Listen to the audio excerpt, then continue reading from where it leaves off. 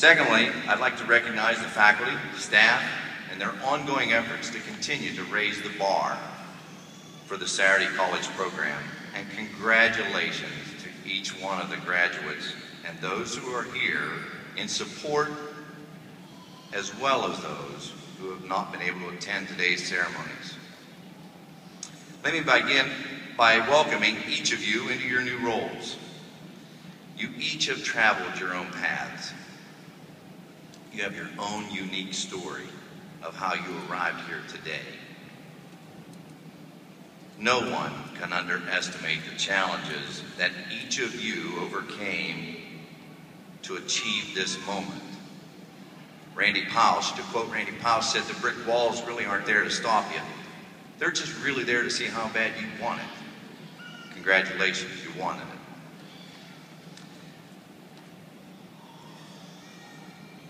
I too sat in your seat in 1996 and 2004.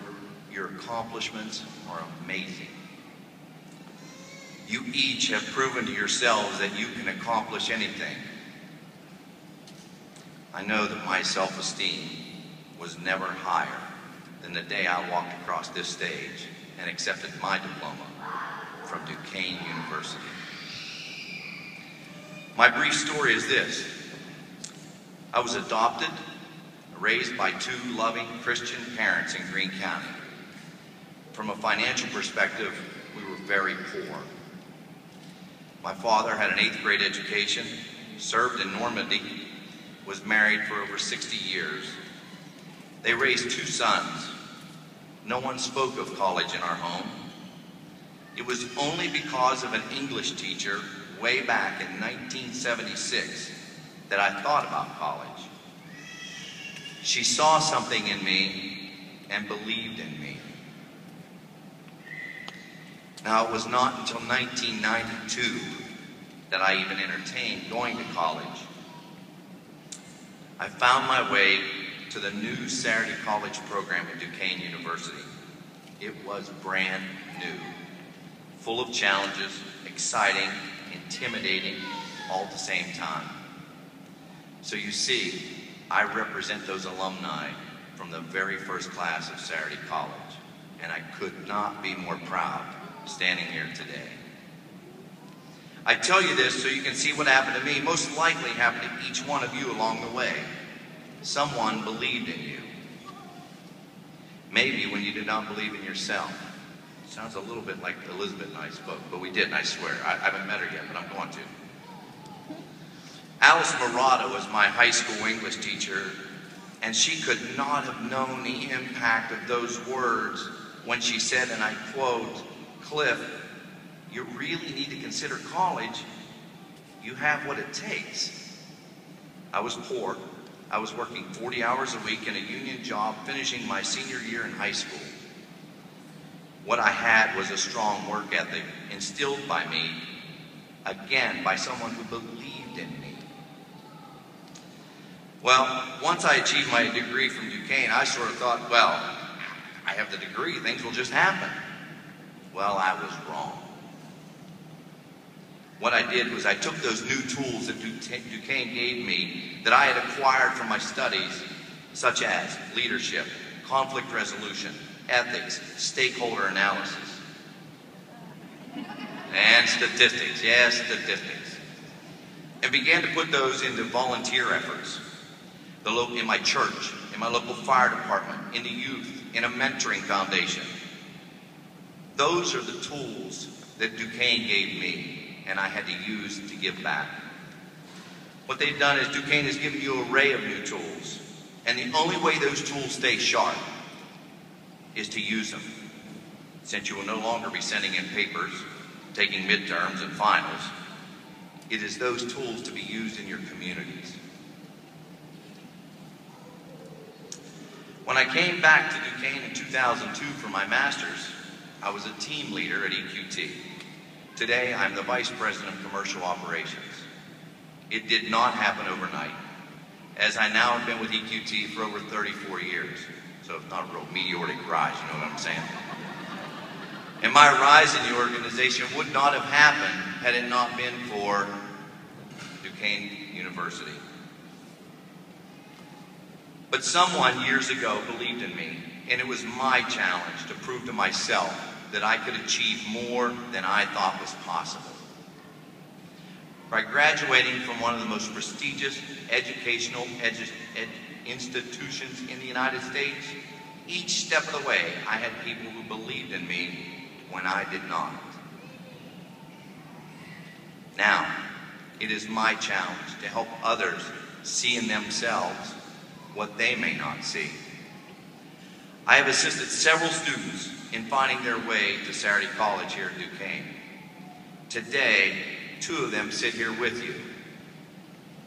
Our daughter Courtney and my co-worker Carla. Obviously, I know how each of you are feeling here today. Whether you're a student, a supportive friend, or family, today is your day in your own special way. Enjoy your day. As you begin your new role as alumni, it is important to understand your new responsibilities. You are each ambassadors for Duquesne University. Your rings, while here, the D faces you because Duquesne's giving to you. Today, the D should face outward because you are now giving back. Just last year, I was attending a golf event. A gentleman noticed my ring and said, quote, "Why do you Duquesne grads always wear your rings?" I quickly responded, "Pride." There are several ways for you to give back. You can volunteer for the alumni group, you can attend alumni activities, you can recruit, you can share your story with others.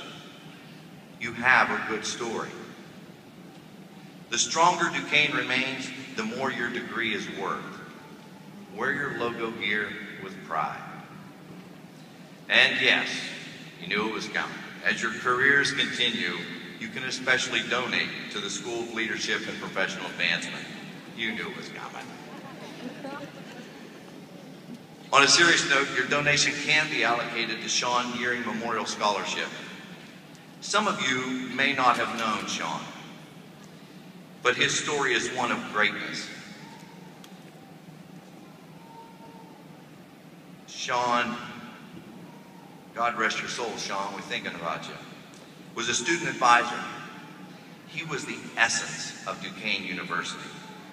Always available, caring, sensitive, nurturing. That's right. God bless you, Sean.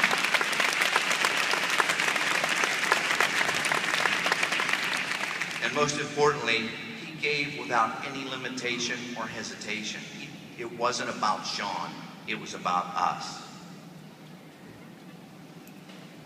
Most importantly, he believed in each of us that we could accomplish more than we thought we could.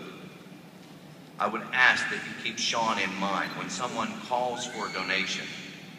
It does not have to be a large amount, but something to help Sean's spirit of giving to remain alive. I will sort of end here with something I keep on my office wall. It's called Attitude by Charles Swindoll. The longer I live, the more I realize the impact of attitude on life. Attitude to me is more important than facts. It is more important than the past, than education, than money, than circumstances, than failures, than successes, than what other people think, say, or do. It is more important than appearance, giftedness, or skill. It will make or break a company, a church, a home. The remarkable thing is we have a choice every day regarding the attitude we embrace for that day. We cannot change our past. We cannot change the fact that people will act in a certain way. We cannot change the inevitable. The only thing we could do is play the one string we have, and that is our attitude. I am convinced that life is 10% of what happens to me and 90% how I react to it. And so it is with you. We are in charge of our attitudes. In closing, I'll ask this question. Who do believe in? Who might recall you as the person who helped them find their way to Duquesne University? As you are all role models. Remember, it's not always about you. Thank you, congratulations, and you rock.